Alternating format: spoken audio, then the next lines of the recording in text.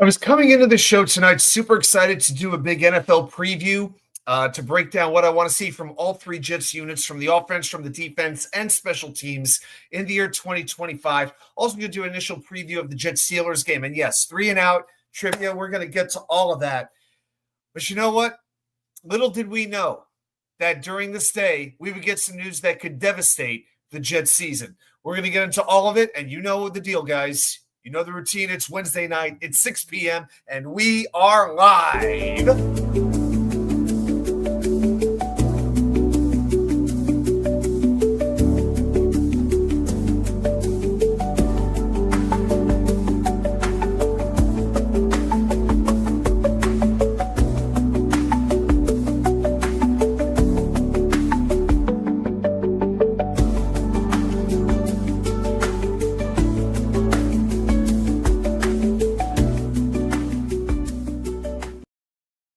And well.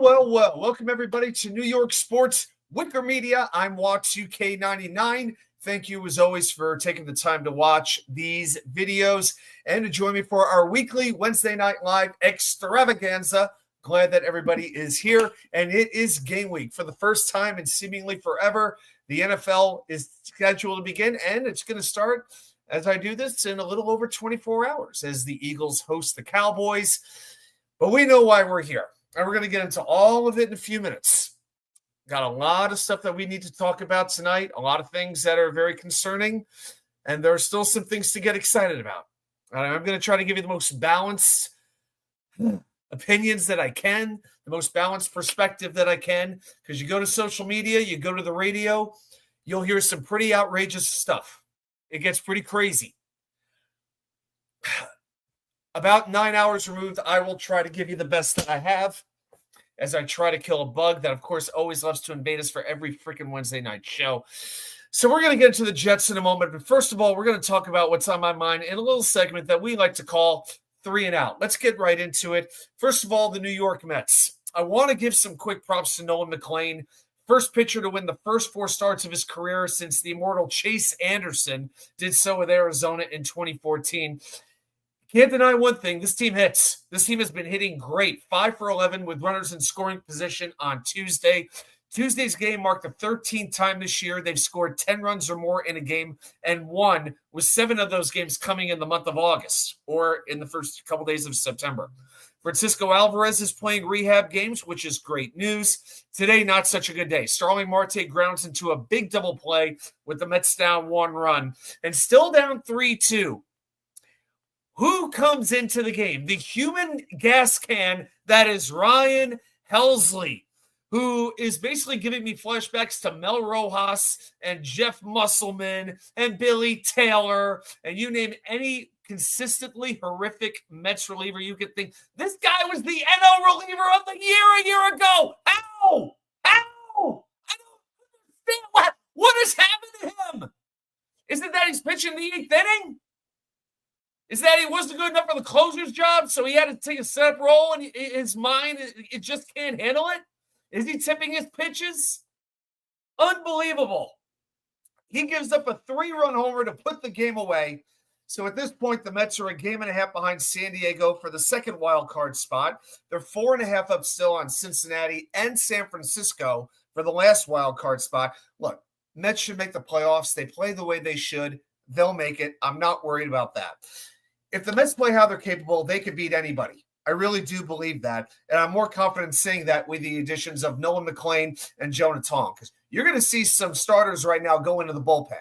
And I got to give Clay Holmes credit. He was pretty good again for about 4 to 5 innings, but that's what he is. He's a 4 to 5 inning pitcher. He's not somebody you're going to put in a starting rotation in the playoffs if you can help it.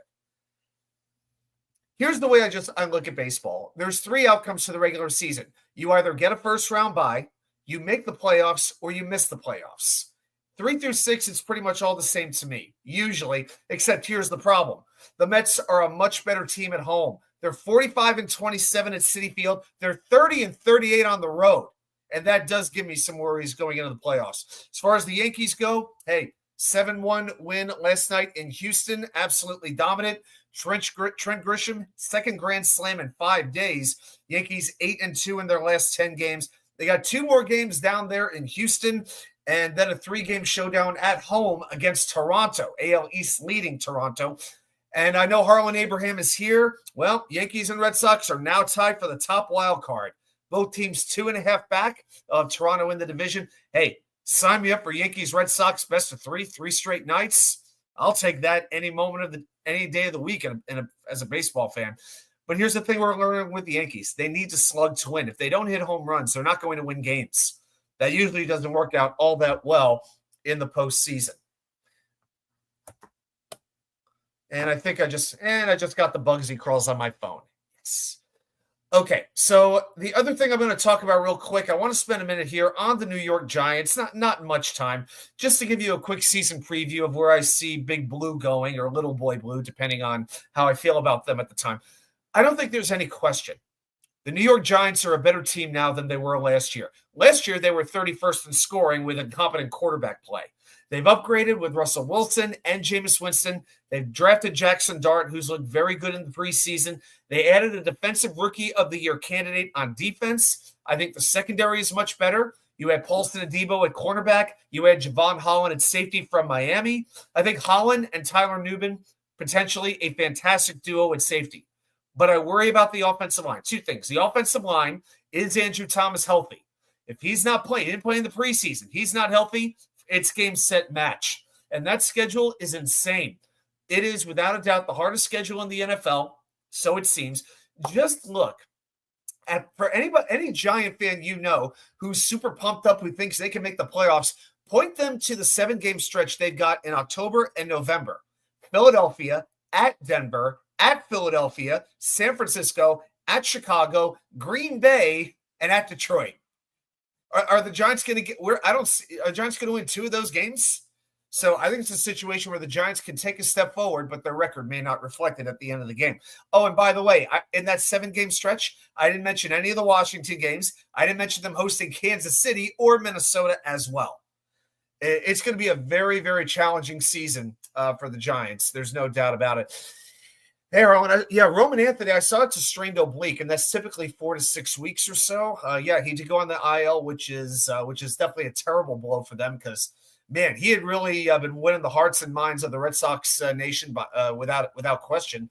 Now he's definitely out for the regular season and most likely for the unless the Red Sox go, make it to the ALCS, you can't count on seeing him again, and that's definitely a rough blow. And that's just the thing. Like when you strain an oblique, it takes so long to come back from that. You hear oblique, you're talking 6 weeks at least, and that's just really a shame. It's a shame for the Red Sox, but it's a shame for baseball as well.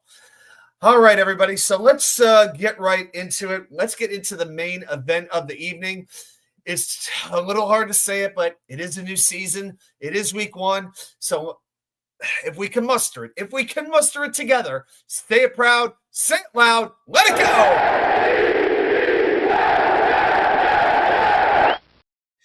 So let's get into some New York Jets news. I got a lot that I need to say tonight, a whole lot to get into, so we are going to get rolling. Guys, always, please hit that thumbs up button. The like definitely helps support the channel. Share it with a friend. And if you haven't subscribed already, I don't know what you're waiting for because, hey, it doesn't cost you anything, and it only helps everybody. So I definitely appreciate everybody's time, support, all that good stuff. I got to get that out of the way. And if you got any thoughts, you got any questions, you got any comments, it's an open forum. Put it right down there in the comments. I appreciate your guys' feedback, whether we agree, whether we disagree, all good. So a little bit of news. So the Jets add a couple players to the practice squad, and Michael Walker, the linebacker, and Lawrence Tafili. So Walker spent this offseason with the Arizona Cardinals.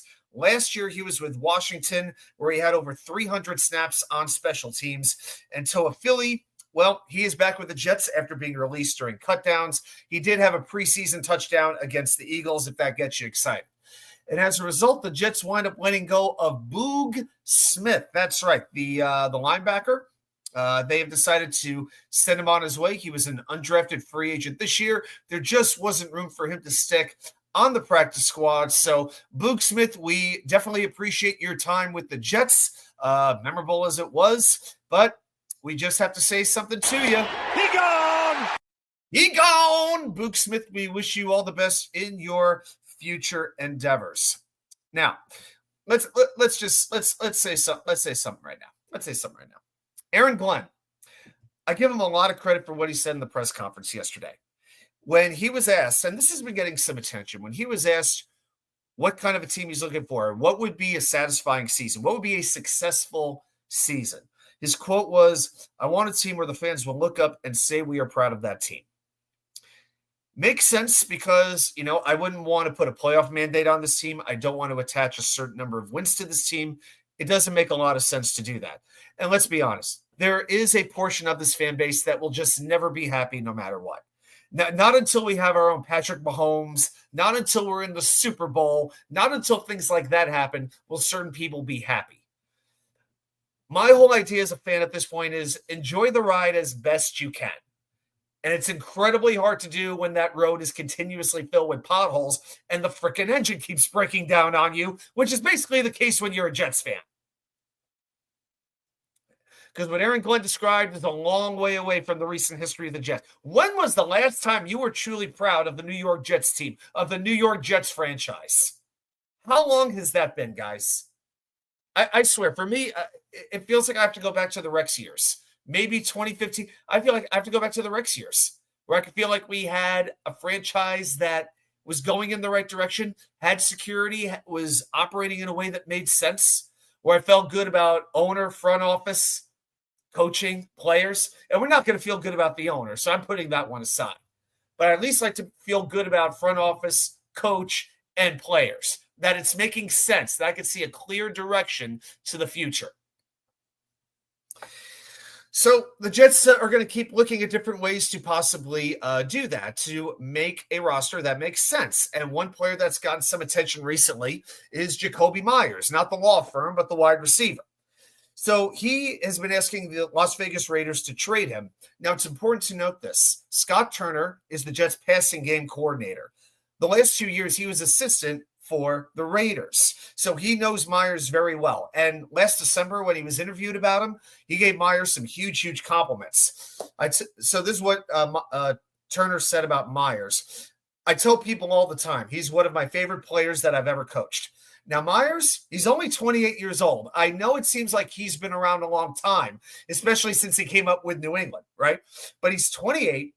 Last year had his best season, 87 catches, 1,027 yards. Now he's in the last year of his contract, pays him $10.5 million, and he wants a raise. My thing with it is, can you really give up a decent draft asset for Jacoby Myers for a wide receiver when you're not really ready to contend yet? To me, I'm holding on to as much draft capital as I can, and I'm using that to get up towards the top of the draft and select a quarterback next year, if, of course, the Jets front office and personnel feel that there is one that is worthy of being drafted that high. But I'm not interested in using a third-round pick in the future because, remember, the Jets don't have a third-round pick in 2026 or a fourth-round pick in order to acquire Jacoby Myers, especially when you got to give him a new contract and give him what would likely be a substantial raise. Couple quick hellos. Hey, Yeti. Oh, how you doing? Hey, guys. Hope you're having a great week. Hope it's a happy hump day for you. Scott Foster, cheers to you. I'll tell you what, guys. I'm going to quickly take you know what I'm going to do? I'm going to give you a little peek behind the curtain here. I'm going to, just because I want to make sure that this reflects. All right. So here's what I'm in. So here's where I shoot from pretty much all the time now. And I don't have a beer, but you know what I got? Hey, can you see that right there? Let's turn it. Yeah. I got a little shot glass. And after what happened today, I'm going to need this to get through this one. So for AVT and his broken triceps, here's to you.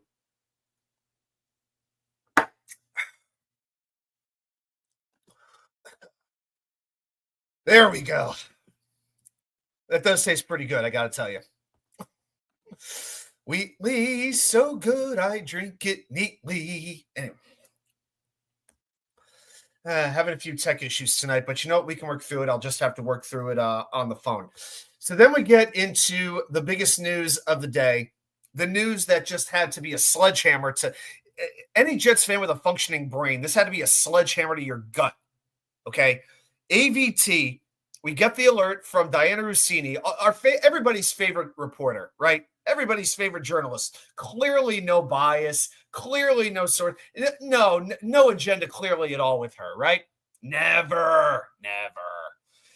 And it comes out that in the individual portion of practice on Tuesday, he suffered what was said to be a significant arm injury. Now the report is it is a torn triceps, the opposite arm that he tore, I believe, 3 years ago. Season-ending surgery is all but certain to happen. And I got to tell you guys, this is I actually had to close the door to my office for about 20 minutes. I just couldn't even talk to anybody. I needed some time to get over that. That's how upset I was. Because I have been a fan of AVT since the day the Jets drafted him. He was supposed to be the top guard coming out, and quite frankly, I would say he became that. I think the trade was well worth it to get him, and when he's on the field, there's no doubt he is a top guard in the NFL. Top 5, top 10, top 15, grade him however you want. But he is a dominant run blocker, and considering that the Jets kept jacking him around and moving him here, there, this position, that position, I'd say he did a very good job. I give him a lot of credit for keeping his attitude in check, for having a good approach to the whole thing, and becoming the best player that he could be no matter where. He was the Swiss Army knife of the Jets offensive line. Maybe for a while, the only redeeming feature that it had. And now for the third time in 4 years, we're all but certain he has suffered a season-ending injury. Now, with some of my friends, Jet fans, and guys who are smart, content creators, certain guys, some of them are like, well, you know what? On the other hand, Joe Tippmann is a better guard than he is center. Okay, that's all well and good. We don't have to see Joe Tippmann snap the football, which could be an adventure at times. It's not Spencer Long levels, but it is an adventure. There's no question about it. So even if you want to tell me Joe Tippmann is a better guard than he is center, let me ask you this question. Josh Myers is coming in at center. If you had your choice, would you rather have Elijah Vera Tucker on the field at guard or Josh Myers on the field at center? If you've been watching these players for longer than 5 snaps, you know the answer to that question. Yes, Josh Myers and Justin Fields went to college together. Myers is tough. He's a very good utility player.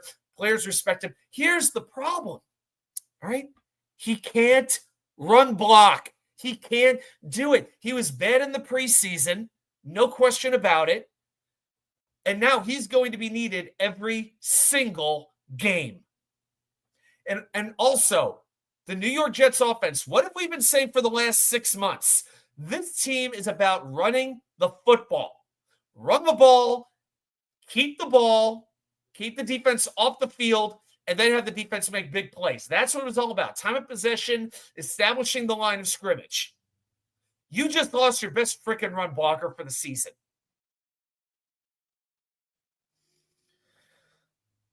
So to me, I think this Tanner Ekstrand has to rethink his offensive philosophy. He really does. Because the design run is not going to work as well as it did. Teams were already going to sell out to stop the run and double team Garrett Wilson. 8 in the box, 2 on Garrett, and then 1 to do whatever else needed to be done.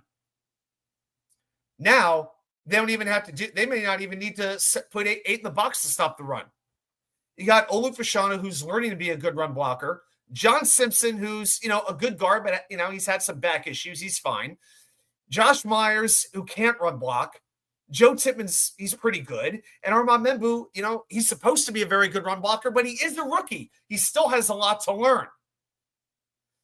So to me, now it's about trickery. It's about, you may have to, I don't know what they're going to do as far as fixing this offense goes. I don't know if there is a way to fix it. I mean, again, 2 inexperienced tackles have a lot of potential. And remember, the offensive line, it's a position group that relies on chemistry. It's not just about talent, but you have to make these split-second decisions. Do I go this way or that way? Do I plant my feet? Do I drive? What do I do here? And now they have 4 days to get their shit together. 4 days. Good luck against Pittsburgh and Buffalo the first 2 weeks of the season. Justin Fields may get sacked more than he ever has in his career, and that is saying a lot. That is saying a lot. So I am one upset New York Jets fan today. And so ESPN came out with their season rankings. Let's get into that for a moment. They ranked the Jets 29th out of 32 teams. The only teams they rank worse are Cleveland, Tennessee, and New Orleans. Chances to make the playoffs, 15.6%. Chances to win the division, 5.7%. Projected wins, 6.9, so right around 7 wins. And that's with the 7th easiest schedule.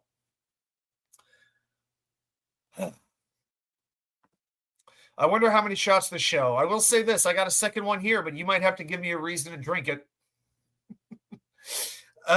Super chats equal shots. That's all I'm saying.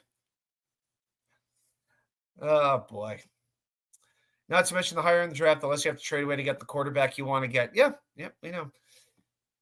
Yeah, we know that there have been some good ones. Russell Wilson, drafted in the 3rd or 4th round, something like that. Brock Purdy, Mr. Relevant. I'm just talking about quarterbacks who aren't cheaters and who aren't frauds. Harlan's going way back with Bart Starr and Darryl LaMonica, but it was a very different process back then. The scouting was not the same as it was before. I mean, it's a very different world now than it was 50 years ago. So ESPN also talked about what they consider the biggest strengths and concerns for the team. Their biggest strength for the Jets, they said, was defense. Samini referred to them having 6 of their top 9 snap leaders from 2023, which finished 3rd in EPA. Gives some praise to Will McDonald. Look for more blitzing and more man coverage than recent years. The defense will have to this is the best part. The defense will have to carry the flag until the offense finds its way. Yeah, let me know when the offense finds its way. I'm looking forward to that. As another bug tries to come back. And the biggest concern, they say, is the passing game with Justin Fields. Fields, they say, is a 61% career passer who has yet to throw more than 17 touchdowns, and now he has a receiving corps that has just one legitimate playmaker. The Jets will be relying on scheme, RPOs, and play action to create an open look for Fields. This will be a run-first offense with Brees, Braylon, and Fields leading the way. We thought so. We thought so, Rich. We thought it'd be a run-first offense. We don't know what the hell kind of offense it's going to be. You know what kind of offense it's going to be? A 3-and-out kind of offense. The Jets, to me, lost a top 5 player on this roster. With Stoss, Quinnen, Garrett. After that, you can make a legitimate argument that ABT was their next best player. Quincy Williams, maybe. But he's clearly a top 10 player and maybe a top 5 player. All right, so now I'm going to get into what I need to see from each unit. Well, Scott Foster, 199. Point that shot. Well, all right, here's another one for you. I'll make you a deal. I'm not going to do it for every 199 super chat, but for every 5, you know what? Maybe I'll go into the back and get a little bit and go from there. And I assure you, this is not water. I assure you, this is not water. So yeah, here's what I'll do. For every $5 in super chats, I will take another shot. Up to 25. That's where I got to cut it off. But up to 5. Well, up to 5. Every 5, I will take one shot tonight. I don't usually do that, but tonight I'm making an exception because I am just so aggravated that we are dealing with this crap 4 days before the start of the season. Damn. But thank you very much for the super chat, Scott. Thank you very much. All right, so let's get into what I need to see. Scott, when are you not drinking? Scott, I assume you need to get drunk to hear my show. I've been assuming that for months, dude. We got a little back and forth here in the chat. I see about quarterbacks and when to draft them. And, you got the right scouting staff that can identify the talent, and then you got the right coaches to develop the talent, and you put the pieces around them. Most of the time, it'll work out. But there's no exact science to developing a quarterback, and that's why it's the hardest position in any sport to draft and get right. There's no formula to it, or everybody would have a good quarterback. So here's what I need to see from the offense. Number one is, I'm going to bring this in a little bit. There we go. Coaching competence. That's the first thing that I want to see. Tanner Engstrand has never been a full-time play caller before. Now he gets his opportunity, and he's going to have a heck of a challenge. We know that we know we have running backs, but now do we have the personnel to open up holes for those running backs? We know we got a wide receiver, but can anybody emerge as that second pass catcher? Whether it's Mason Taylor, whether it's Arian Smith, those are the only two I've really got a whole lot of hope in.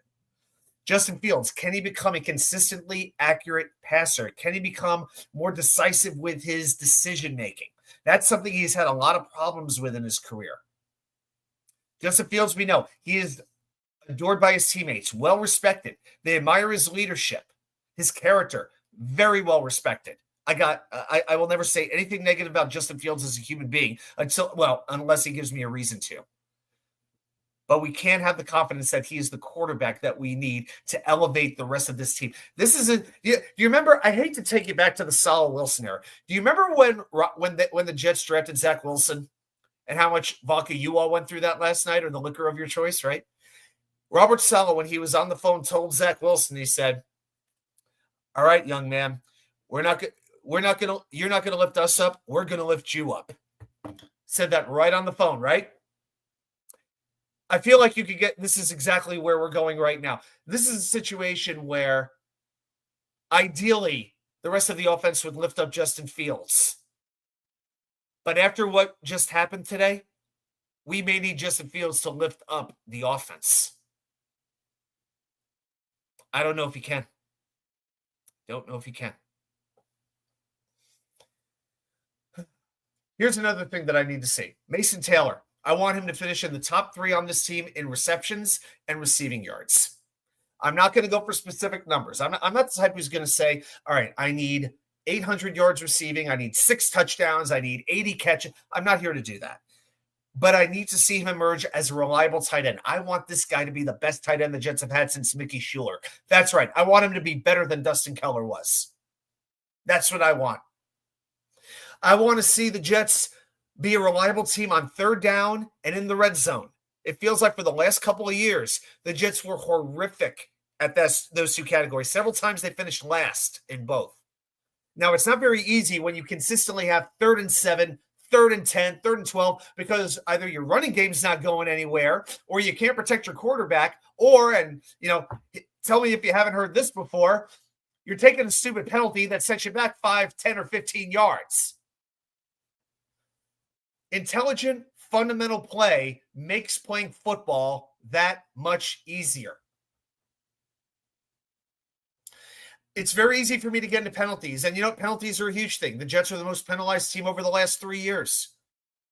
Now, I'm going to say this. You're not going to eliminate all penalties. Like, if it's a situation where, Sauce Gardner or Andre Sisco or Malachi Moore lays out an opposing receiver just like half a second too late, and the referee calls it, I can't kill that because it's kind of hard to stop your momentum. Even though that's a 15-yard penalty, I can't get overly angry about those penalties usually. And it's strange because those hurt more because it's more yards.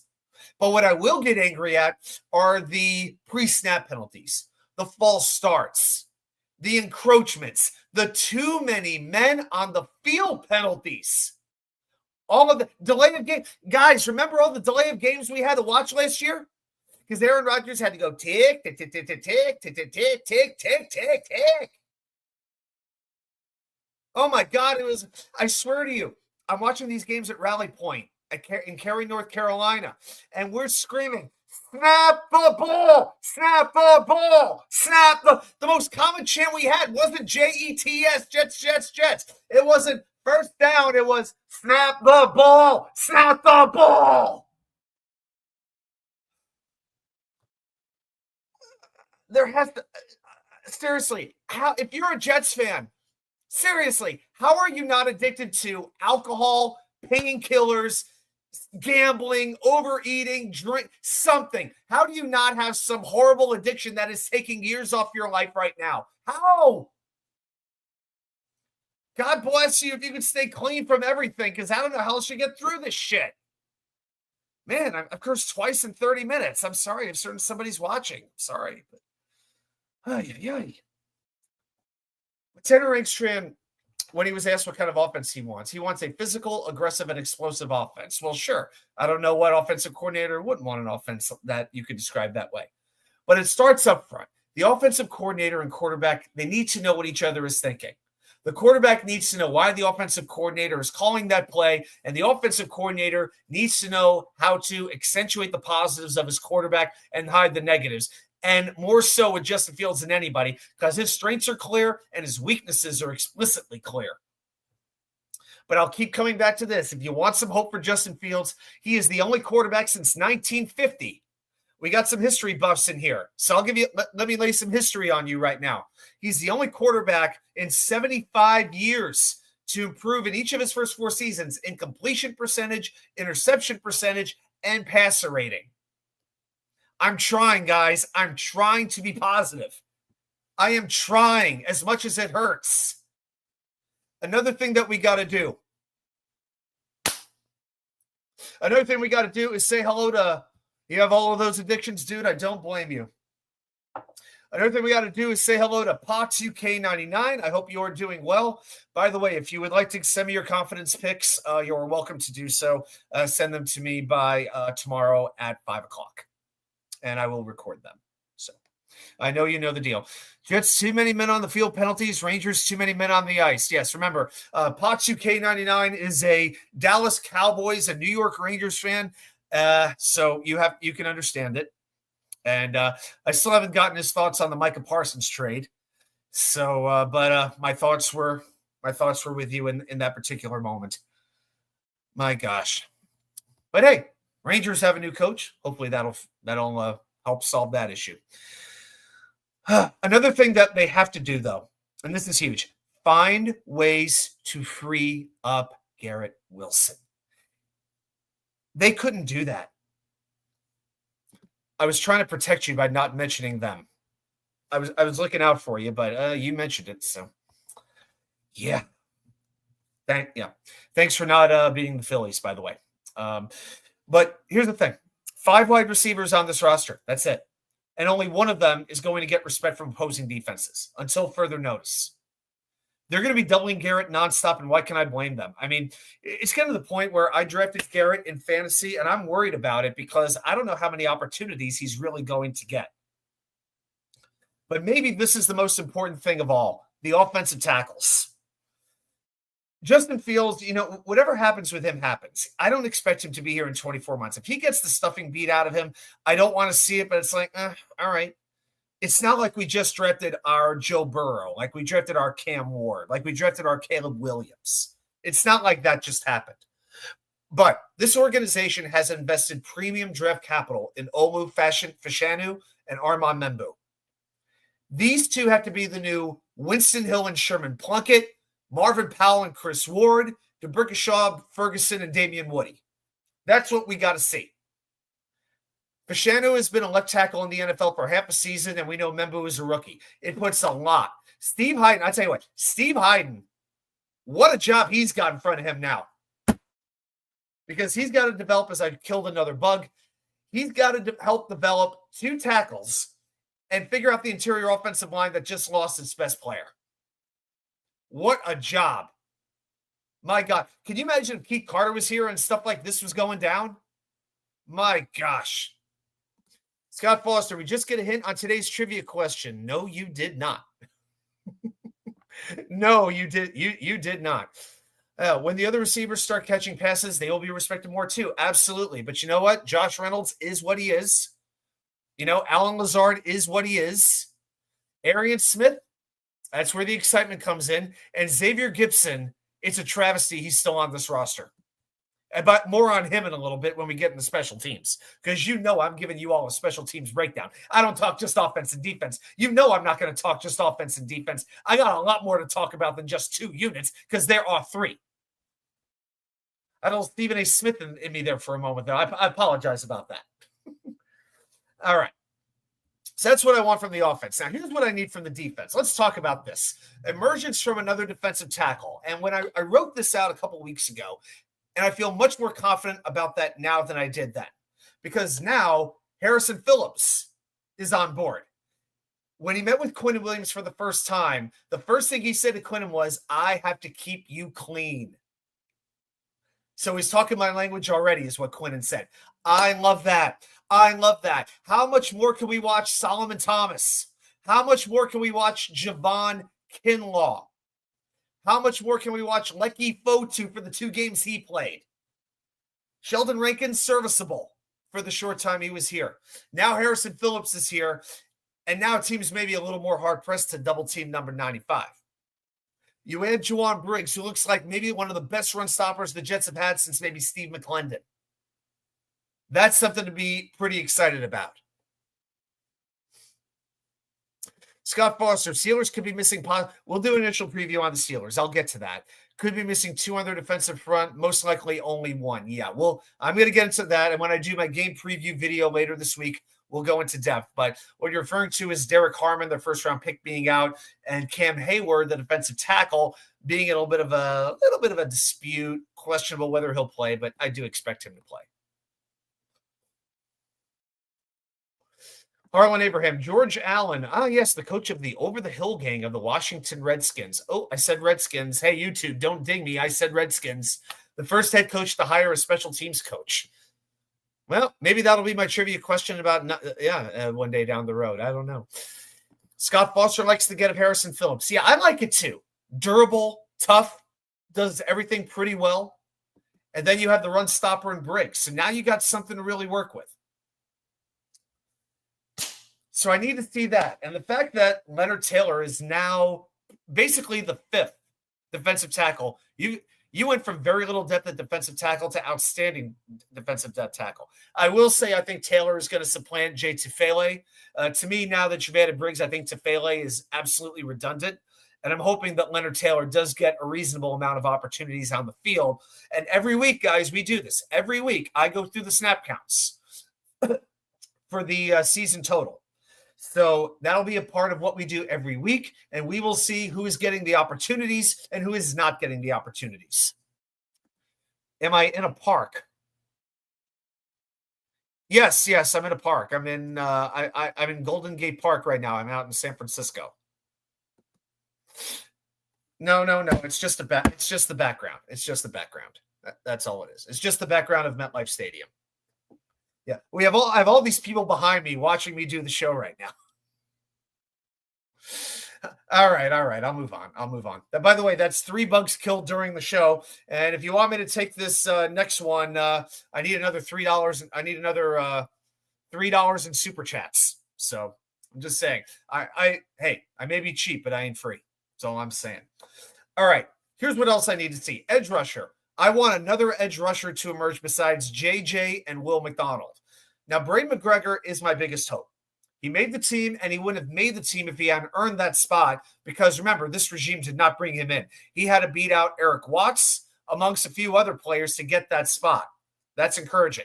Now, I don't expect much from Michael Clemens. We've killed Michael Clemens to death, which is kind of redundant, number 1. Number 2, Tyler Barron. Not very impressive in the preseason. I could see a situation where he is one of those inactive players every week. It wouldn't surprise me if that becomes the case while they bring him along. So get ready to see a lot of blitzing, something that Robert Saleh barely ever considered doing. Jeff Ulbrich barely ever considered doing. But I want to see this be the best defensive tackle group we've seen since the Son of Anarchy days with, Richardson, Harrison, all those type guys.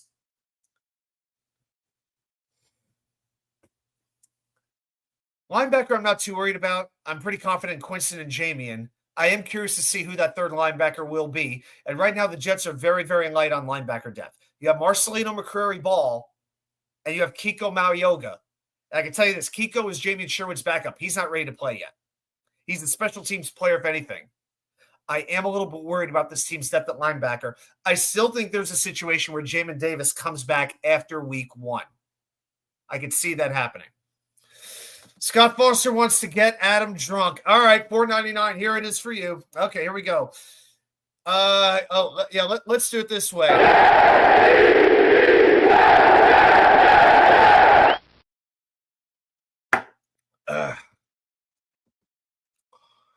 There you have it. All right.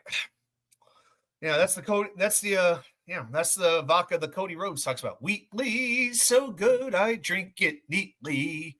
Yeah, every time I'll sing the song too, because that's what you really tune in for is my singing voice. All right, cornerback looks pretty deep. I'm excited about that. Here's one thing I want to see. the ability to cover by the safeties, the tackling. We got good coverage safeties. Tony Adams, Malachi Moore, and Andre Sisco. They can all cover. Isaiah Oliver is probably your fourth safety. He can cover too. But if they have to make an open field tackle on a running back, like when the Jets are playing Baltimore and they got to make an open field tackle on Derrick Henry, can they do it? They got to tackle James Cook against Buffalo. Can they do it? Bucky Irving when they play Tampa Bay. Can they do it? These are the things I need to see that from them. If they get into that next level, when those running backs get into the next level of the defense. And I want to see Malachi Moore emerge as a starter. Tony Adams, again, to me, Tony Adams, I would compare him to Bryce Hall. He's good in the moment, but you can upgrade from him. All right? He has his good moments. He has his bad moments. I am an Andre Sisco fan. I have made no secret of that. I'm hoping he has a good year and the Jets keep him for another 3-4 years. I would love to see that. And the other thing I want to see, tackling. We know that Aaron Glenn and Steve Wilks have prioritized tackling. It felt like last year when you watch this team on defense, you would just hope they would make the second tackle because you were pretty certain that the Jets would not make that first tackle. You were just hoping for tackle number 2 to work out. It's time for that to stop. So I want to see confident, authoritative, clean tackling from this defense. And finally, what I need to see from special teams. Okay, so let's talk about this for a few minutes. So think about the Jets have had basically an entire special teams turnover. Think about who's gone. The special teams coordinator, the kicker, the punter. 6 of their top 10 players in special team snaps are all gone. It is a completely overhauled special teams unit. Now, we came into training camp with a lot of questions. All 4 key jobs were question marks: kick returner, punt returner, punter, and kicker. We kept our long snapper, which, as we know, is the most important position to have filled, right? You need your long snapper or you don't have a team. But Austin McNamara, he emerged as a fantastic punter from what we saw in the preseason.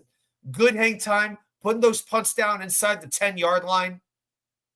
He looked fantastic. The Jets knew that they couldn't go forward with the rookies that they had. They signed Nick Folk, which I wanted them to do for months, and they did it. And you all know that Kene Nwangu is sort of like my adopted Jet at this point, along with Quantez Stiggers, since I was ringing the bell for Quantez Stiggers before the Jets even drafted him. But I was saying all offseason, keep Kene. He is a dynamic kick returner, one of the best the NFL has to offer. And he'll be one of the 2 back there returning kicks.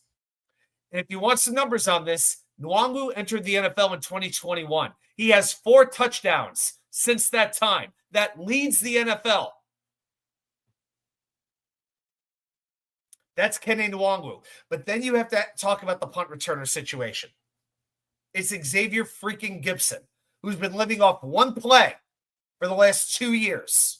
He has done nothing since. Jamal Pritchett was relegated to the practice squad. Maybe he'll get promoted for some games. I hope he does. But remember this.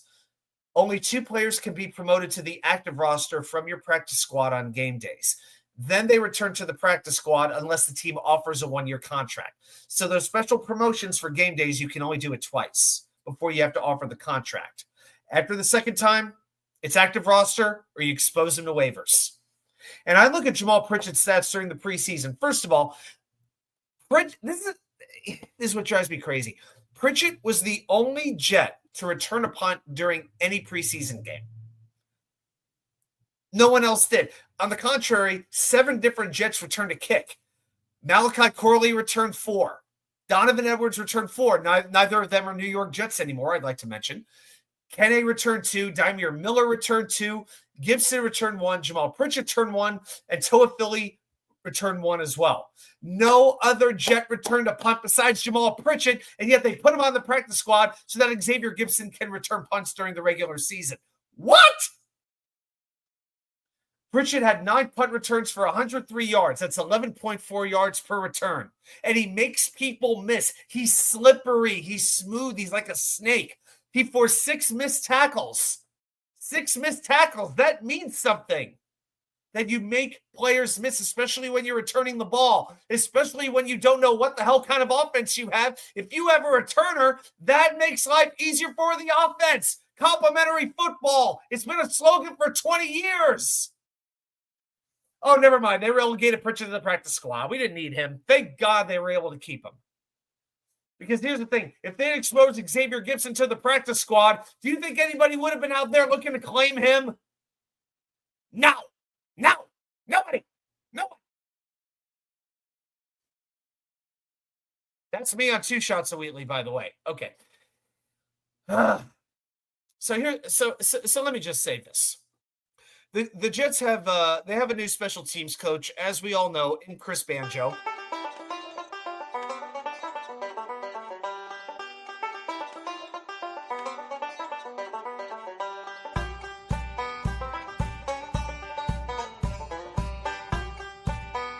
Storybox Audio. All right, enough of that.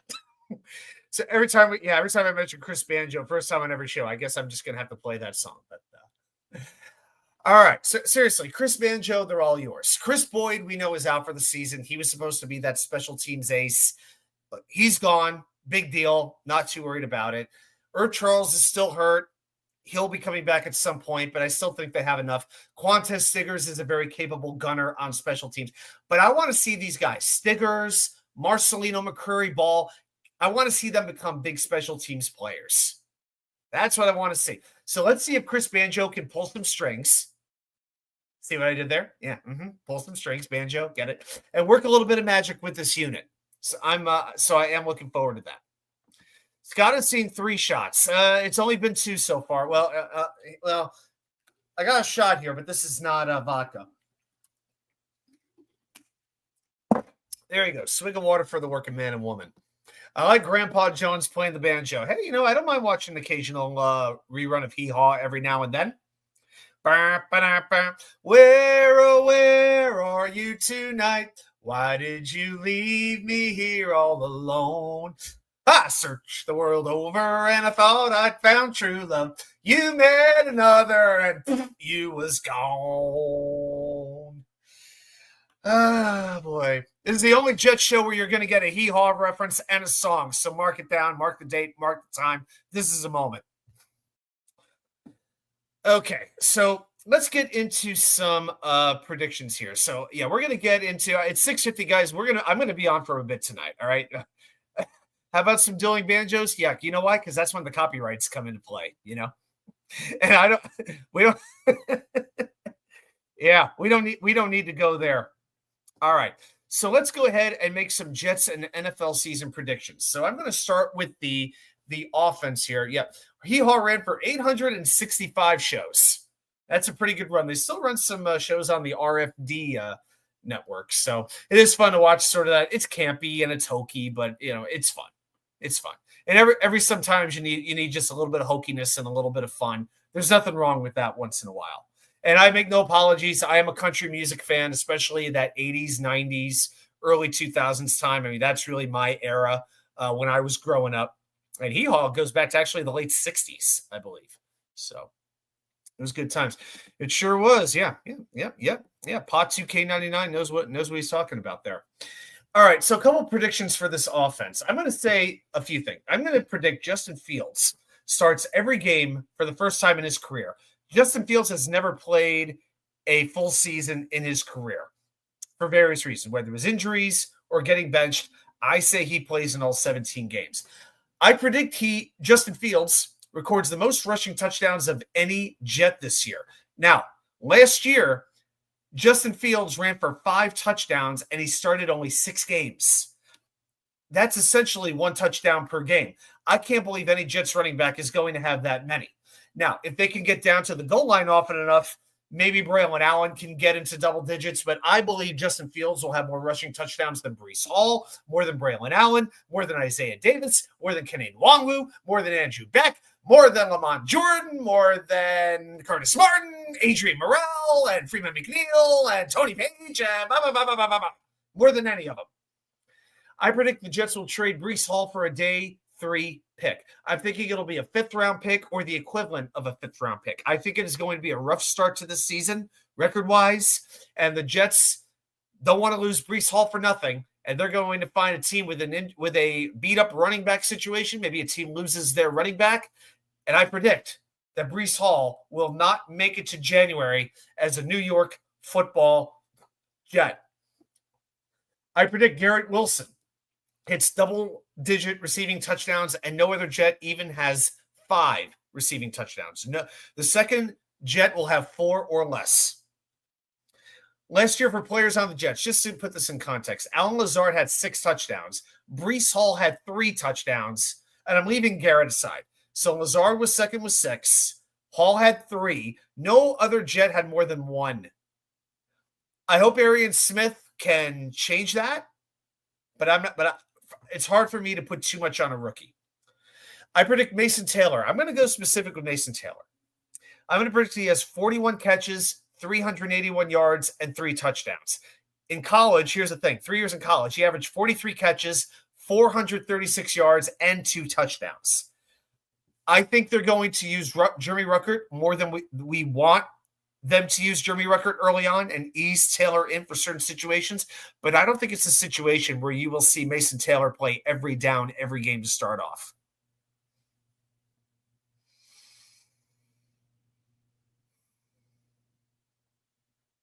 That's how I feel about Mason Taylor. I'm excited about what he could become. I'm just hesitant to put too much on his plate right now.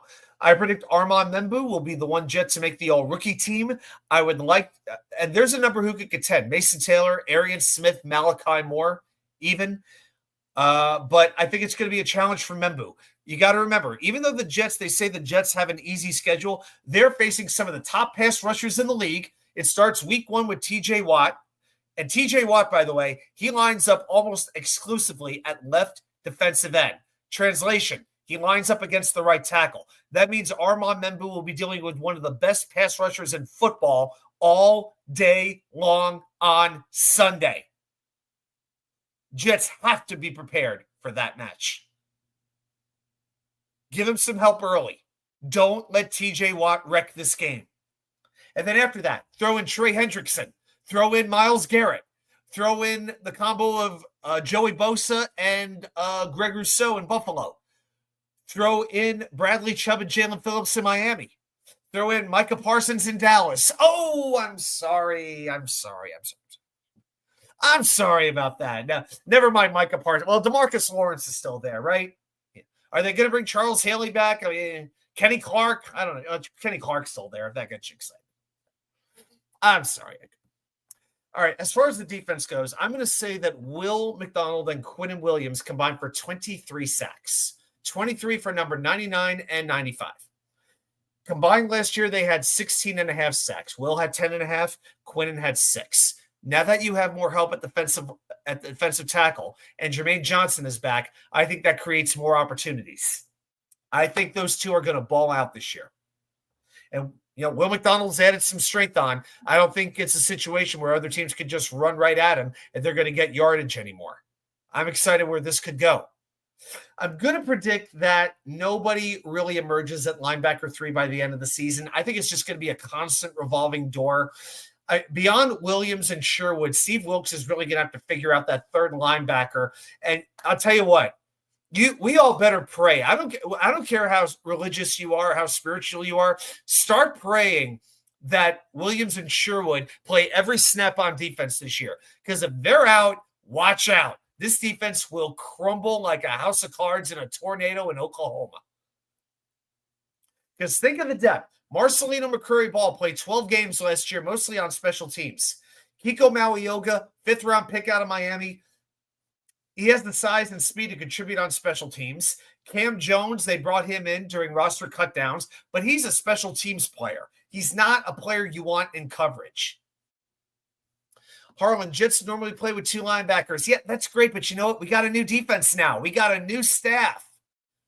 They may have a whole new thing in mind. And here's what I'm coming back to. We don't have that traditional box safety anymore.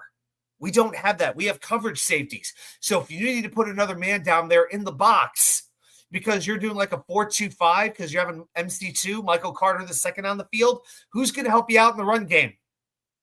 That worries me a little bit. That's why I said earlier with the defense. Defense got to make those open field tackles. Safety's got to make those open field tackles. If they're not tackling right, running backs will eat us alive. But a healthy Michael Carter II, absolutely a huge, huge thing for this team, something they didn't have at all last year, and that absolutely was devastating to the defense. I'm going to predict Sauce Gardner gets his first ever credited pick six. Remember, he had one against Kansas City that was called back on a penalty. But I say this year he gets his first pick six and it counts. And I predict that Andre Sisco and Malachi Moore will emerge as a starting safety duo for this team and hopefully will last for several years. I think Tony Adams is gone after the season. A couple other predictions as well. I think the Jets stay with Austin McNamara and Nick Folk all year. How about this? The Jets have a 3-game win streak. The last time that happened was 2023. They beat Denver, Philadelphia, and the Giants all in a row, and then they proceeded to lose their next 5. Yeah, that happened. But I look at the schedule, and I see a schedule here. Dallas, Denver at a neutral site, and Carolina. I also see a 5-game stretch. Atlanta, Miami, Jacksonville, New Orleans, and New England. I think the Jets are going to have, at some point, win 3 games in a row this season. Pro Bowl players, Garrett Wilson, Will McDonald, Sauce Gardner. I got 3. So what do I see for record? Well, we're going to get into that right now. Now we're going to get into our NFL predictions, and we'll work our way back to the Jets. So we're going to do our overs, unders. If you watch Mike and the Mad Dog back in the day, we got the overdog and we got the underdog, and I'm going to take another sip of Diet Coke, and we got the over. That's an under. I think they're going to fall short of that mark. I think they're very overrated. I don't like them at all. Oh, that's so fantastic there, Michael. All right, so for overs, unders, here's what I'm going to do. I'm going to give you every team, what their projected win total is. This is the most updated number that I've found. And I'm going to give you my 4 overs and my 4 unders. Okay? The 4 overs and the 4 unders. All right. So at 11.5, they've got Baltimore. I got this from Yahoo. Baltimore, Buffalo, Kansas City, Philadelphia. 10.5. Detroit, San Francisco, Green Bay. 9.5, it gets a little bit bigger. Cincinnati, Denver, Houston, the Chargers, the Rams, Tampa Bay, Washington. 8.5, you got Arizona, Chicago, Minnesota, New England, Pittsburgh, and Seattle. At 7.5, you've got Atlanta, Indianapolis, Dallas, Jacksonville, and Miami. 6.5 wins, we've got Carolina and Las Vegas. 5.5, New Orleans, the Giants, the Jets, Tennessee. And that leaves one team, Cleveland, at 4.5. So those are your overs and your unders. So we'll see how these go. So I've got my 4. I've got Detroit, Green Bay, Atlanta, and Vegas as my overs. I've got Arizona, Indianapolis, Dallas, and Carolina as my unders. I think Detroit, to get into this, I know they're going through some coaching changes, but remember, they lost almost every good player, especially on defense, to injury. I just can't see that happening again. I think after losing that game to Washington at home, that playoff game, they are on a mission. I think Detroit wins 11. And Green Bay at this point, I got to give them the over right now. This is the youngest team in the NFL. I'm not saying that this is a team that's going to win the Super Bowl, but now that you've added Micah Parsons to go with a lot of dynamic playmakers all over the field there, I think Green Bay is primed to have a big season. And Atlanta is a team that I've been bullish on for about a year or two, but I like what I'm seeing from Michael Penix. I think they have some very good weapons on that offense. It's a blow that they lost their right tackle for the season, Caleb McGarry. But you add Raheem Morris at head coach, and you have I think a pretty good young defense. And let's be honest, you have 2 teams in that division in the NFC South that are terrible. In Carolina and New Orleans. I think Atlanta's going to pick up at least 3, maybe 4 wins right there alone. So give me Atlanta with the over. And then with the Raiders, I'm taking them as an over as well because you've added Geno Smith and you've added Pete Carroll as well.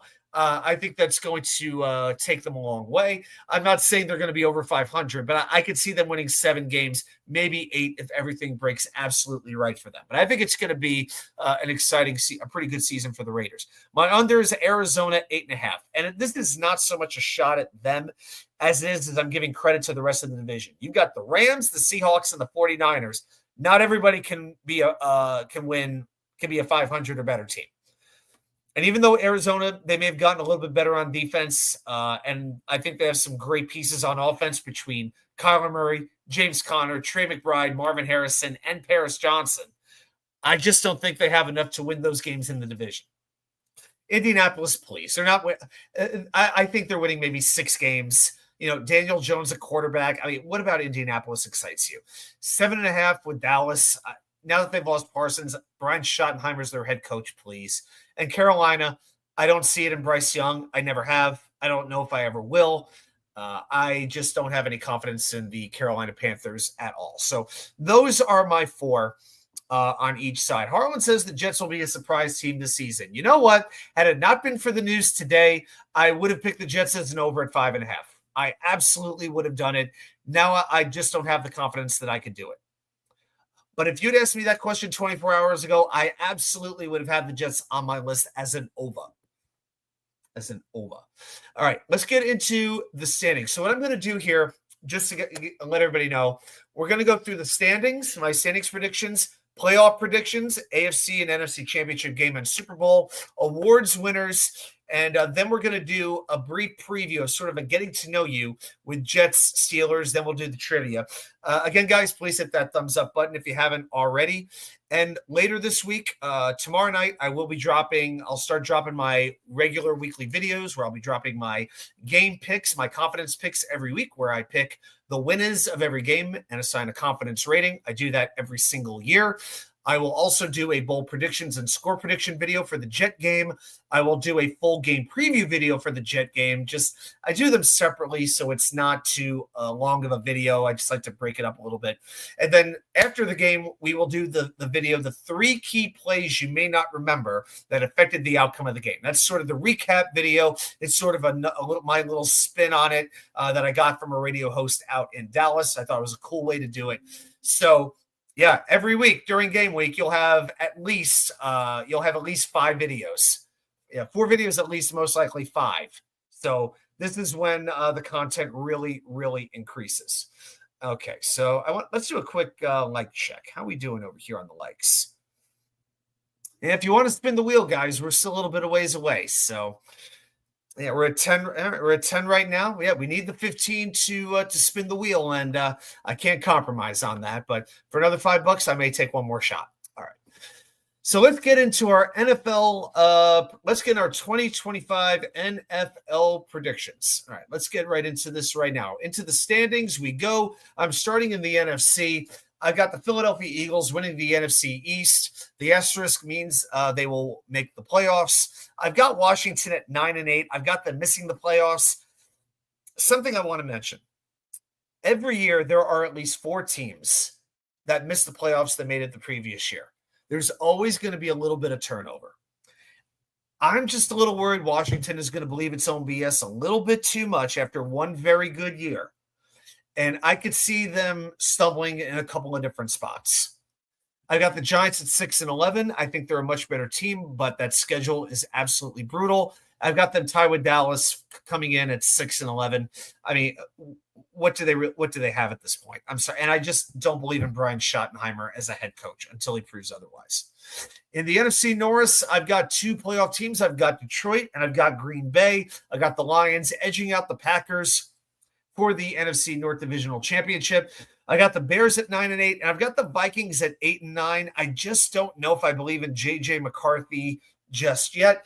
It's a tricky thing. Caleb and J.J., which of those quarterbacks is going to emerge, and what kind of a head coach is Ben Johnson going to be up there in the Windy City? But I like the team that they're putting together up there. We'll see what Ben Johnson is capable of. But I've got the Bears just missing the playoffs, also at 9-8, along with Washington. Minnesota comes in last, but in that division, it's not something to be too ashamed of.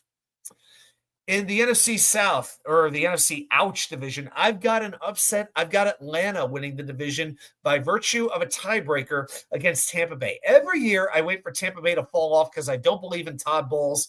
But these other three teams just keep plexico burrowing themselves. They keep shooting themselves in the foot. That's what keeps happening. Scott feels the same way about the Skins, that they're going to take a step back. I got you, Scott. All right. Very good. And so I've got Atlanta winning the division by tiebreaker, and another 9-8 team misses the playoffs in the NFC. Carolina, New Orleans, definite, I don't believe in either team's quarterback. I just don't have any confidence in those two teams at all. I really don't. And then out west, I've got three playoff teams. I've got the Niners taking the division. I really wanted to give it to the LA Rams. I really, really did. But Matthew Stafford's back worries me. They got a very good young team, but if they don't have the quarterback, the offense is just not going to work with Devontae Adams and Puka Nacua. I'm still going to give him 10 wins in a wild card berth, and I got a good feeling about Seattle. I think Mike McDonald is going to have a very good season as head coach. Sam Darnold is there now. Kenneth Walker, I'm still waiting for him to have his healthy season, and I think once he does, he will have a dominant season. As I think he'll be a top 5 rusher in the league. I really do think that. I've got Seattle squeezing out 3 other teams to get that final wild card berth. Arizona, again, good team, but somebody's got to lose some games in the NFC, and I think that's going to be the Cardinals. Again, don't think they're a bad team. I just don't think they're up there on the level of the other 3. So that's what I've got for the NFC. Now on to the AFC. I'm starting in the West. I've got Kansas City repeating as division champions again, 12-5. I think it's a season where they are going to be a good deal better. I think they've really reinforced that offensive line. I really do. I think adding Josh Simmons at left tackle was a great move that they made. And I think Kansas City, they're like an NBA team. They'll do just enough in the regular season to make it, then they'll turn it on in the playoffs. But I think they're realizing as the team is aging that that's not enough anymore.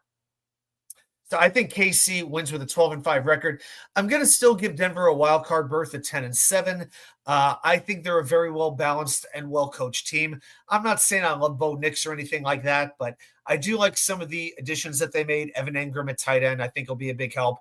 Very good offensive line. They can get after the quarterback on defense. They added Jahdae Barron at cornerback to complement Patrick Surtain. I think that'll help. I think Denver is balanced enough to make the playoffs. Chargers, I've got at 8-9. I think losing Rashawn Slater is a devastating blow to that offense. I know they have Joe Alt, but to step in, but I think that is a big, big loss. And again, I think Justin Herbert is a lot more hype than he is actual production. And if you go through the Chargers defense, who on that defense really gets you going outside of Khalil Mack, who's getting older too? I don't really see it with him. Raiders, I've got at 7-10 as well. I think they have a pretty good season, but it might be a situation where they still maybe need to learn how to win some of these games. But you throw in Ashton Genty at running back, that's going to help win them a few games. So I've got Kansas City and Denver making the playoffs out of the West. AFC South, I've got Houston winning it at 10-7 and winning that division by a healthy margin. I think it's a comeback season for that offense and for Coach DeMeco Ryans. I think their defense is fantastic with Anderson and Hunter both there to rush the passer. You've got Derek Stingley there at cornerback. I think Houston is pretty well loaded to have a big year. The rest of the division is terrible. I'm sorry. Indianapolis, Jacksonville, I got them winning 6 games each. Tennessee, 4-13. I don't really feel the need to go too much into depth on these teams. I think they're brutal. NFC North, I've got 3 playoff teams here. I've got Baltimore and Cincinnati tying with an 11-6 record. Baltimore takes the tiebreaker. And I've got Pittsburgh making it again. You know what? I doubted Pittsburgh last year. I had them coming in last. I'm not going to do it again. I got them coming in at 10-7 with, not only with Aaron Rodgers, but you throw in DK Metcalf and wide receiver. You throw in my mind, an excellent front 7 on defense. And Mike Tomlin, his teams win games. It's the bottom line. They're never under 500. So I'm picking them to win games until they don't win games. And Cleveland, 4-13. Man, how they have fallen in 2 years. Wow. And finally, That takes us to the AFC East. So what have I got in mind? I will tell you this. My prediction changed in the last 12 hours. Guys, it hurts me. It hurts my heart to do this.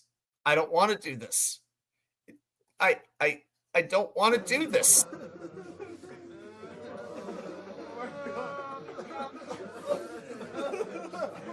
I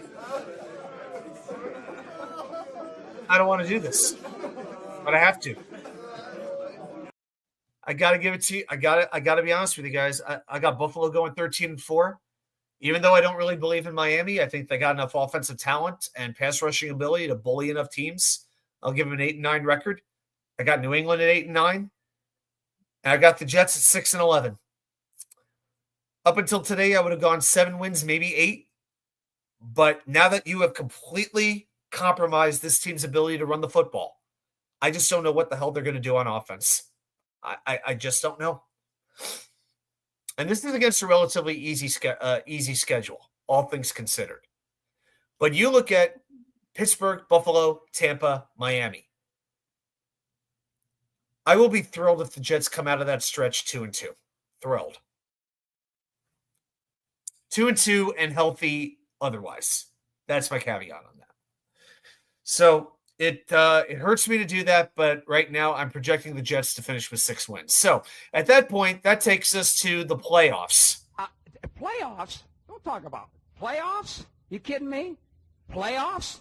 I just hope we can win a game. Thank you, Jim. So in the AFC Championship game, I've got the Buffalo Bills over the Baltimore Ravens. The NFC, I think it's an NFC North showdown, a rematch of week 1, by the way. Green Bay over Detroit. And in Super Bowl 60, I've got the Buffalo Bills winning their first Super Bowl, taking down the Green Bay Packers, which should be a fantastic game. So that's what I'm seeing. Now, very quickly, let's do the awards, and then we'll talk for a few minutes about Jets Steelers, sort of the initial preview. And then we'll do some trivia. So, guys, thanks for hanging with me, first of all. This has been fun. All right. Real quickly with the comments. Yeah, nothing wrong with using your brain instead of your heart. Too often I do. Too often I've used my heart, guys. It's like, I think as fans, we assume the things that we're not sure about, we assume they're going to go well. And as a Jets fan, I realize I can't be doing that.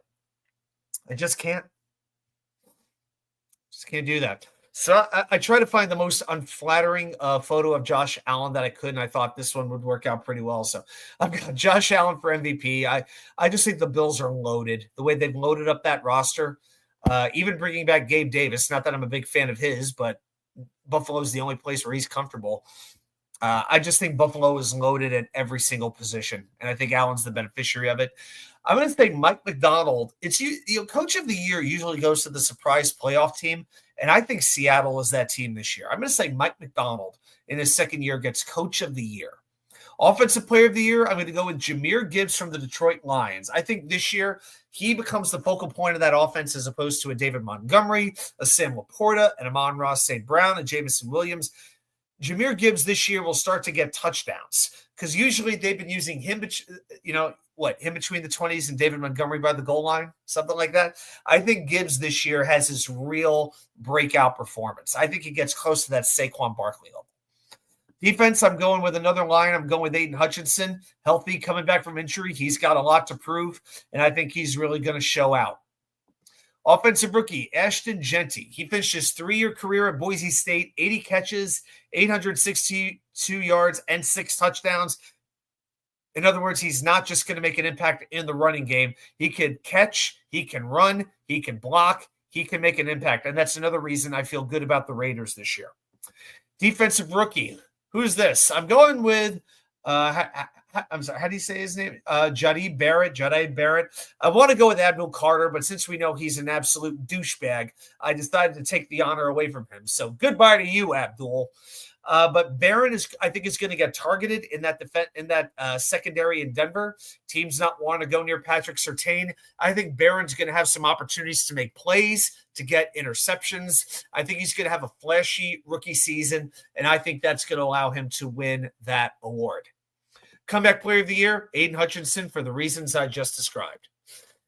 Okay, so let's get rid of that. And now Now, one more thing I want to do before we get into the trivia. Let's get into the week 1 preview, Jets against Steelers. So what we're going to do today, and this is what we're going to do on the Wednesday show, is 5 things to know about the Pittsburgh Steelers. So let's get into that. Let's get to know Pittsburgh just a little bit better. So you have 3 ex-Jets on this team: Aaron Rodgers, Brandon Eccles, and Chuck Clark. 2 members of the Jets secondary went over to Pittsburgh. Number 2, last year, Pittsburgh allowed 228 passing yards per game. That was not a very good number, so they overhauled their secondary, adding Darius Slay, adding Jalen Ramsey, a cornerback, trading away Minkah Fitzpatrick to Miami. So they have changed a lot with that secondary. So a lot of new parts there. Number 3, they were plus 16 in turnover margin last year. The only team that was better was Buffalo at plus 24. We keep talking about this. The best teams don't beat themselves. They take advantage of opportunities when they arise. Jets, by comparison, were -2 on turnovers. Now, they only turned it over 19 times, which is pretty decent, and you can credit some of that to Aaron Rodgers, because one thing that we typically don't think he does is turn the ball over that much. The problem was the Jets defense only took the football away 17 times last year. And we know that was a hallmark of the Robert Saleh defense. Don't take the ball away from the offense. Number 4, in 18 years with Mike Tomlin, they have never finished below 500, and they've made the playoffs 4 of the last 5 years. Like I said, Mike Tomlin may not have a ton of Super Bowls in his closet, but he's got a lot of good consistency. And you can't take that away, especially when you're a franchise like the Jets is. Number 5, Pittsburgh. This is important for the game. Pittsburgh had a very hard time stopping kick returns last year. Now, they didn't allow any touchdowns, but they allowed opponents to start past the 30-yard line. That was the touchback marker on 18 kickoffs. That was the 3rd most in the NFL. That's important. So I think one place the Jets can exploit Pittsburgh is special teams. Kene Nwangwu, especially. Xavier Gibson to a lesser extent. They could have some opportunities to make a big impact on this game. So watch for that. So if I had to give you the biggest strength of the Steelers, I would say their physicality on defense. And they knew that was a problem. That's why they made so many changes, bringing in Ramsey, bringing in Slay, drafting Derek Harmon, Yahya Black, another defensive lineman. They extended TJ Watt. So they knew their defense was not quite tough enough to compete with the best teams in the AFC. So that's something they've looked to rectify. But their offensive cohesion, you have to wonder about that, because Aaron Rodgers took his sweet, sweet time to sign with the Steelers during this offseason.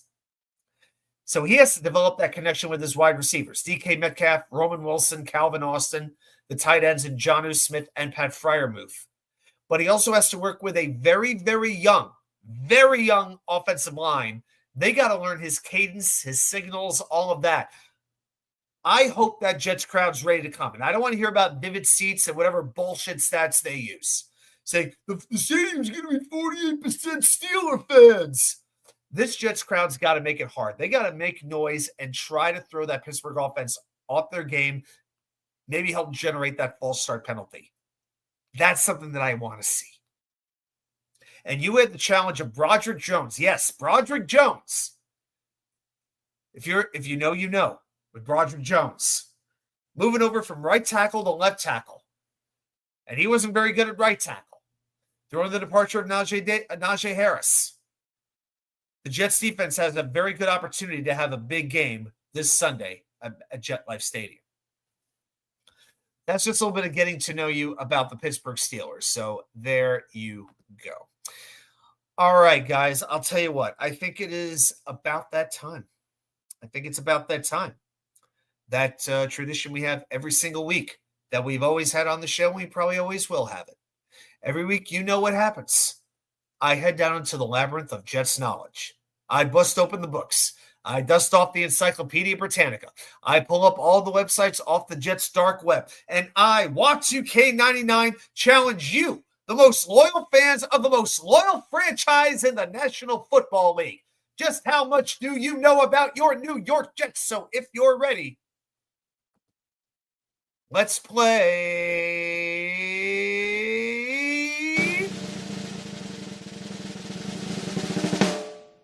Jets trivia. All right. So, guys, as if you're a veteran of the show, then you know that what we do before every game, we make the trivia question relevant to that upcoming week's opponent. So today it's going to be a Jets Steelers related question. And I do want to mention one thing. Next week, we're going to have a special guest joining us. He lives down here in the pretty great state of North Carolina. It's great in some ways, and it's lousy in other ways. But for the most part, it's a good state of North Carolina. And he is a Bills fan. So it's I think it's Bills Mafia Carolina Takeover. His name is Owen. So next week, you'll want to check that out because he's going to be coming here, giving us an inside perspective on the Bills. I'll be asking him questions. He'll be asking me questions. I'll be going on his show. We'll be doing that interview, we think Tuesday night. And don't know when it's going to go up, but he will be doing that. I'm sure he'll be plugging it. So I'm going to be working with the Bills content creator next week to give you more of an inside perspective. So definitely check that out. But we don't have a Steelers content creator here. Bring your tomatoes. That's right. And bring yo tables. You know the deal, Scott. That's right. All right, so let's get into tonight's trivia question. And tonight's question goes like this. We have 5 minutes on the clock. Put your answers down there in the comments, and I'll let you know if you're correct. Here we go. Name the 3 players who have caught 1,000 career yards for both the Jets and the Steelers. So 3 players in their careers have received over 1,000 yards for both franchises. Can you name them?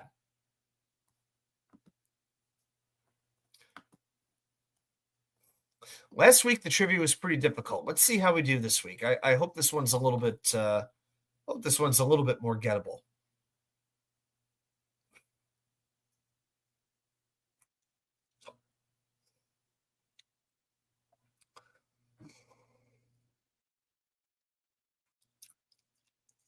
Just looking to see if there's any. The 2026 NBA All-Star Game format is likely to feature a round-robin tournament. Nobody cares. The Jets are teasing what color uniform they're going to wear. I couldn't care less.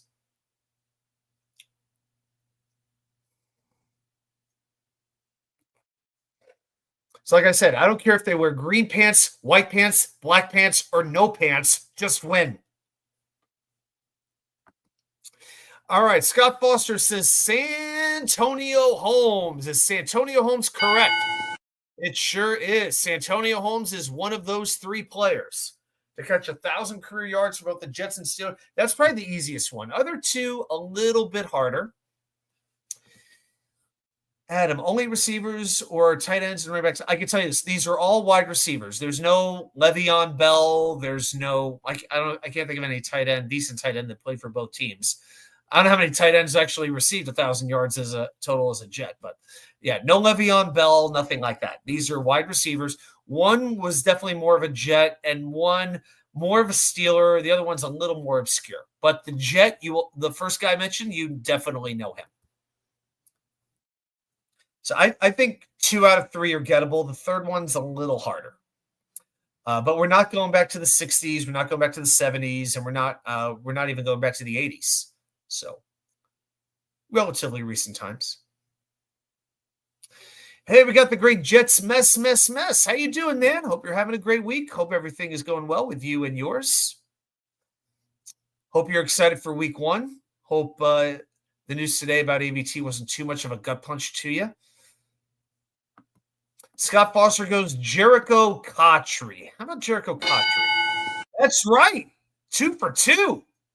Scott Foster hey guys, Scott's pulling down your pants and wiping you down the ass with his hand. Come on now. You're going to let Scott embarrass you all like that? Good job so far, Scott Foster. So it's your fault. I called him weeks ago he would miss a bunch of games. Everybody, blame Jets mess. Now we know whose fault it is. Scott Foster. Plexico's the only other one I could think of. Is it Plexico Perez? No, Plexico was here only 1 year and didn't get to 1,000 yards. You got to go back to the 90s on this one. And we have about 1:30 to go. Yeah, this guy was a bit of a journeyman. Played with 6 different teams. But yeah, the 90s was definitely his time.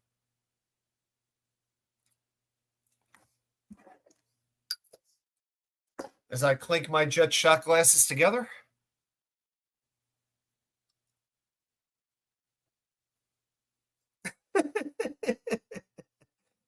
Jet semester center review, but YouTube censored it.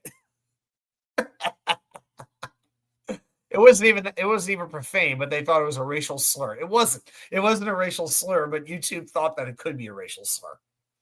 I guess if they said Cracker Barrel, they would consider that to be racist as well. But not going to go there. Not going to go there. Hey, David D, playing Powerball tonight. May the numbers and the odds ever be in your favor. All right, we got about 35 seconds left. The 3 players who've caught 1,000 career yards for the Jets and the Steelers. Remember, AVT played 15 games last year. It's not like he's missed every season. First year he played every game. It's just these stupid, freak, unlucky injuries. That's what it is. It sucks. And a certain radio hosts to say that he's a bust, go screw yourselves because you don't know what you're talking about. The trade was worth it. The player was worth it. He never missed a game in college. It's just crap luck. Nothing more to it than that. I never thought I would say Becton is better than AVT. You know why? Because he's not. Becton finally had a healthy season with a good coach surrounded by a lot of great players. Watch AVT leave next year, go to another team, and become a Pro Bowl player at the least. You watch. I promise you. It's more. Would any Jet fan bet against that happening? Aren't you expecting AVT to leave, go somewhere and be healthy? And the truth is, I hope it does work out for him because you know what? Good guy, very good player, well-respected, team captain. He deserves it. It's just when shit goes wrong, this is what happens. All right, guys. So the time has run out on the trivia question. The correct answers to the question were Jericho Cotchery, Santonio Holmes, and Jeff Graham. Started his career with the Steelers, played with the Jets during the Kotite years, but he did amass 1,000 yards total with the Jets. So that was the correct answer. Please don't tell me you want to pay AVT. On a 1-year prove-it deal, I would do that. I'm not giving him the contract I was going to, but I wanted to see them pay him beforehand. No, this changes things, no doubt about it. But it doesn't diminish how good of a player he is. It doesn't diminish his talent. And I'm never going to say that Mekhi Becton is a better offensive lineman than Elijah Vera Tucker. It's just with both of these guys, stupid stuff happened, and Joe Douglas got the blame for it. It sucks. Scott Foster, who else did he play for? He played for the Bears, the Chargers, the Falcons, and the Eagles. So Steelers from 91 to 93, Bears from 94 to 95, Jets from 96 to 97, Eagles 98, Chargers 99 to 01, and Falcons. He was with the Falcons for like a minute, but he didn't get into a game. So, and his best career was 95 with the Bears, 82 catches, 1,301 yards, and 4 touchdowns. So, yeah, was from Ohio, went to Ohio State, second-round draft pick. Yeah, he had an okay career. Nothing special, but, turned out to be an okay career for the yeah. I remember Chris Berman on NFL Primetime, and there's Jeff Graham, crackers his way to the 23-yard line for a first down. Kind of like that. So that's pretty much it for the night, guys. So Thursday night, the plan is to drop the prediction video, the confidence picks video, where I'll be predicting winners for every single game. Again, if you're going to gamble, please do it responsibly. The plan is to try to have that up before every Thursday night game. Then Friday will be the Jets game prediction. Saturday will be the bowl predictions video. Plan to have all of that up by Saturday morning every week, unless weird things happen or the Jets have a different schedule. And then Sunday night or Monday morning, just depends. I will do the recap video, but I'll try to do it Sunday night. The 3 key plays you may not remember that affected the outcome of the game. So that's the plan going forward from now all the way up until December. If I can record, I will record. You should get paid for it. Yeah, incentive laden contract would make a lot of sense. Like have the base salary, but then throw in some bonuses for number of games played. I think that would be a more than fair way to do it. Yeah, Mess, the NFLPA will never have that. That will not happen. So, yeah. But when I see people call him a bust or they said F this guy and you want to be frustrated, say he's injury prone, absolutely fair. But people questioning his worth, his character, and his desire, those people just give Jet fans a horrible name. And it really disgusts me. It disgusts me. Have I said some things that I wish I could take back? Absolutely. I'll give up on a game, but it's that's one thing, which is easy to do as a Jets fan. But even though I'll stand and watch, but I try to be very, very careful about calling out a player when it comes to his character. Be very, very careful with that. I'm not saying that anybody did, but I am saying please don't do that. 100% true. That's why they made him a captain, and that's why they're likely going to pay him. They were going to, but maybe now John Simpson gets paid. Maybe now the plan is Joe Tippmann becomes a guard full-time. Maybe, if it works out. If that's the case, you go look for a center, whether that's in the draft or whether that's in free agency. They'll have some decisions to make. But for a team that was predicated on running the football, they have really, really been zapped in their ability to do that. And now an offense that was already very questionable is downright shaky at best.